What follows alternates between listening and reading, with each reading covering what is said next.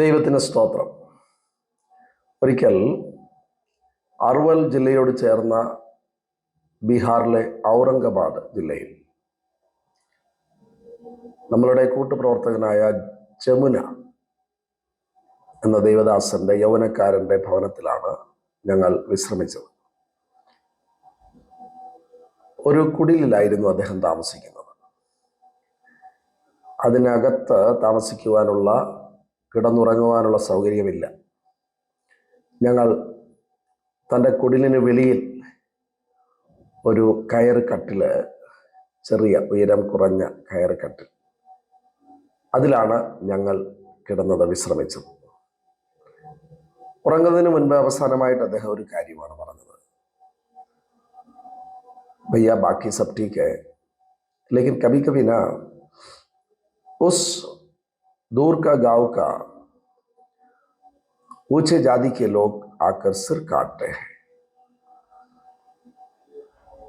भैया ബാക്കി ഇവിടെ എല്ലാം കുഴപ്പമില്ല, കൊതുക് വലയൊക്കെ കിട്ടിയിട്ടുണ്ടായിരുന്നു എന്ന് തോന്നുന്നു.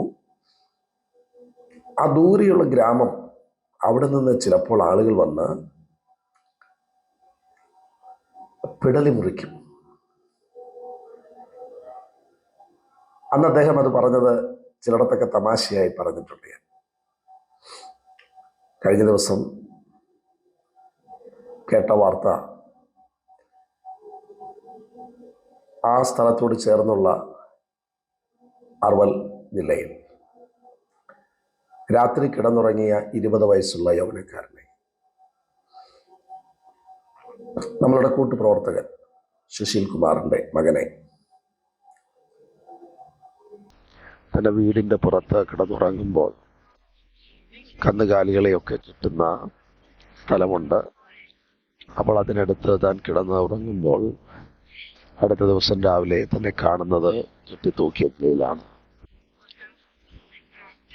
അവർക്ക് സുവിശേഷവുമായി ബന്ധപ്പെട്ട എതിർപ്പുകളുണ്ടായിരുന്നു. തൻ്റെ ഗ്രാമത്തിൽ നിന്നുള്ള ഏക വിശ്വാസിയായിരുന്നു സുശീൽ കുമാർ. താൻ നമ്മളോടൊപ്പം ചില നാളുകളായി, ചില മാസങ്ങളായി കർത്താവിന് വേല ചെയ്യുകയാണ്. ചില വർഷങ്ങളായി താൻ വിശ്വാസിയാണ്. താൻ കർത്താവിൻ്റെ വചനവും പഠിച്ചുകൊണ്ടിരിക്കുകയായിരുന്നു. തൻ്റെ ഗ്രാമത്തിൽ ആരാധന നടത്തുവാൻ ബുദ്ധിമുട്ടായതുകൊണ്ട് ആ ഗ്രാമത്തിൽ നിന്നും ആരാധന മാറ്റുവാനിടയായി. പല തവണ എനിക്ക് ആളുകളുടെ ഭീഷണികൾ നേരിടേണ്ടി വന്നു. എന്നാൽ താൻ വിശ്വാസത്തിനൊന്നും പിന്നോട്ട് പോയില്ല. ഉയർന്ന ജാതിക്കാരുടെ ഭീഷണിയായിരുന്നു തനിക്ക് ഉണ്ടായിക്കൊണ്ടിരുന്നത്. ഇത്തരം സംഭവങ്ങൾ അത് ഇന്നും നടക്കുന്നു. ഉയർന്ന ജാതി വ്യവസ്ഥ, 80% പത്രപ്രവർത്തകരും ഉയർന്ന ജാതിയിൽ നിന്നുള്ളവരാണ്. അധികാരസ്ഥാനങ്ങളിൽ ഇരിക്കുന്നവർ, അത് പോലീസ് സ്റ്റേഷനിലായാലും മറ്റ് സ്ഥലങ്ങളിലായാലും പ്രധാനപ്പെട്ട കീ പോസ്റ്റിൽ ഇരിക്കുന്നവരൊക്കെ ആ ജാതികളിൽ നിന്നും ഉള്ളവരായിരിക്കും. അവർ 20% മാത്രമേ ഉള്ളെങ്കിലും കാര്യങ്ങൾ നിയന്ത്രിക്കുന്നത് അവർ തന്നെയാണ്. 80%-ലധികവും സ്ഥലം അവരുടെ പക്കലാണ്, പണം അവരുടെ പക്കലാണ്, അധികാരം അവരുടെ പക്കലാണ്, സമ്പത്ത് അവരുടെ പക്കലാണ്. ഇങ്ങനെ എത്രയോ സംഭവങ്ങളാണ് നടക്കുന്നത്. എന്തായിരിക്കണം ദൈവസഭയുടെ റെസ്പോൺസ്? ഒരു കാര്യം നമ്മൾ ചെയ്യേണ്ട ഏറ്റവും പ്രധാനപ്പെട്ട ഒരു കാര്യം, ഇത്തരം സംഭവങ്ങൾ നടക്കുന്നു എന്ന് മനസ്സിലാക്കുക, പ്രാർത്ഥിക്കുക. നമ്മൾ അധികമായി പ്രാർത്ഥിക്കുക, സഭയായി പ്രാർത്ഥിക്കുക. നമ്മളുടെ പ്രാർത്ഥനകൾ പലപ്പോഴും നമ്മുടെ കുടുംബത്തിന് വേണ്ടിയുള്ളതാണ്. 22 വയസ്സുള്ള മകൻ താൻ ലോകം വിട്ട് കടന്നുപോയിരിക്കുന്നു. അവരെ കാണുവാൻ, അവരെ ഒന്ന് സന്ദർശിക്കുവാൻ, അവിടെ പ്രവർത്തിക്കുന്നവരെ സന്ദർശിക്കുവാൻ ഒക്കെ ചിന്തിക്കുന്ന ആരെങ്കിലും ഉണ്ടോ? ഏതെങ്കിലും സഭ ഉണ്ടോ?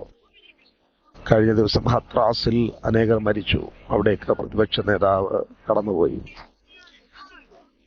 സൈനികർ വീരമൃത്യു വരിക്കുമ്പോൾ അവരെ കാണുവാൻ വേണ്ടി മന്ത്രിമാർ ഉൾപ്പെടെയുള്ളവർ കടന്നു പോകുന്നു. നമ്മളുടെ പ്രിയപ്പെട്ടവർ, സുവിശേഷം എത്തുവാൻ ബുദ്ധിമുട്ടുള്ള സ്ഥലങ്ങളിൽ പ്രവർത്തിക്കുന്നവർ, അവരെ കുറിച്ച് നമ്മൾ കുറച്ചും കൂടി ചിന്തിക്കണം. ആ സ്ഥലങ്ങൾക്ക് വേണ്ടി നമ്മൾ കുറച്ചുകൂടെ എന്നല്ല, വളരെ ഏറെ പ്രാർത്ഥിക്കണം. എങ്കിൽ മാത്രമേ നമ്മുടെ ഭാരതം സുവിശേഷീകരിക്കപ്പെടൂ. ഒരു സുവിശേഷകന്റെ മകൻ മരിച്ചു എന്നത് മാത്രമല്ല ഇവിടുത്തെ വിഷയം. ഇത്തരം ഉച്ചനീചത്വങ്ങൾ, ഇത്തരം പ്രശ്നങ്ങൾ ചോദിക്കുവാൻ ആരുമില്ലാത്ത സ്ഥിതി, ചോദിച്ചാൽ പ്രശ്നം. നമ്മുടെ ഒന്നാമത്തെ റെസ്പോൺസ് പ്രാർത്ഥന. അടുത്തത് അങ്ങനെയുള്ള സ്ഥലങ്ങളിൽ പോകുക. ആ ഗ്രാമത്തിൽ പോകണമെന്നില്ല, ആ സ്ഥലത്ത്, ആ പ്രദേശത്ത് ഒന്ന് പോയി പ്രാർത്ഥിക്കുക. റിയാലിറ്റികൾ, സത്യാവസ്ഥ, യാഥാർത്ഥ്യങ്ങൾ ഒന്ന് മനസ്സിലായി. നമ്മുടെ ഭവനത്തിന് പുറത്ത്, നമ്മുടെ പള്ളിക്ക് പുറത്ത്, അതിന് പുറത്തൊരു ലോകമുണ്ട്. പട്ടിണിപ്പാവങ്ങളുടെ ലോകം, യാതന അനുഭവിക്കുന്നവരുടെ ലോകം, ഭീഷണികൾ നേരിടുന്നവരുടെ ലോകം, ആരും ശബ്ദമുയർത്തുവാൻ അവർക്ക് വേണ്ടിയില്ലാത്ത ആളുകളുടെ ലോകം. യേശു അവരെ തേടിയാണ് വന്നത്. അധ്വാനിക്കുന്നവരും ഭാരം ചുമക്കുന്നവരുമായിട്ടുള്ളവരെ എന്റെ അടുക്കൽ വരുവീൻ എന്ന് യേശു പറഞ്ഞു എന്ന് മാത്രമല്ല, യേശു അവരുടെ അടുക്കിലേക്ക് പോയി. യേശു പുരുഷാരത്തെ കണ്ടപ്പോൾ മനസ്സലിഞ്ഞു. നമുക്കും തീരുമാനിക്കാം അധികമായി പ്രാർത്ഥിക്കുവാൻ. കഷ്ടപ്പെടുന്ന, ബുദ്ധിമുട്ടിലൂടെ കടന്നു പോകുന്ന, ആ വലിയ ഓപ്പറേഷനിലൂടെ കടന്നു പോകുന്ന ആളുകളുള്ള സ്ഥലങ്ങളിലൂടെ യാത്ര ചെയ്യുവാൻ. അവിടെ പ്രവർത്തിക്കുന്ന അനേകരുണ്ട്, പലരുണ്ട്, നമ്മുടെ നാട്ടുകാരുണ്ട്. അവരെയൊക്കെ ഒന്ന് കാണുവാനൊക്കെ ഉള്ള ഒരു മനസ്സും, അവരോട് ചേർന്ന് നിൽക്കുവാനുള്ള ഒരു മനസ്സുമൊക്കെ ദൈവം നമുക്കേവർക്കും നൽകട്ടെ. ദൈവസഭയ്ക്ക് നൽകട്ടെ. സുശീൽ കുമാറിന്റെ കുടുംബത്തെ പ്രാർത്ഥിക്കണം. അദ്ദേഹം നിരന്തരമായി ബോധരഹിതനായി പോവുകയായിരുന്നു.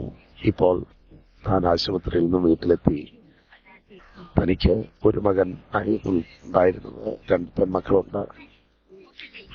ആ കുടുംബത്തെ മാത്രമല്ല, ഇങ്ങനെ ഭീഷണികൾ നേരിടുന്ന അനേക ദൈവദാസന്മാർ ഉണ്ട്. അവരെയൊക്കെ പ്രാർത്ഥനയിൽ വഹിക്കാം. നമ്മുടെ ദേശത്തെ പ്രാർത്ഥനയിൽ വഹിക്കാം. God bless you.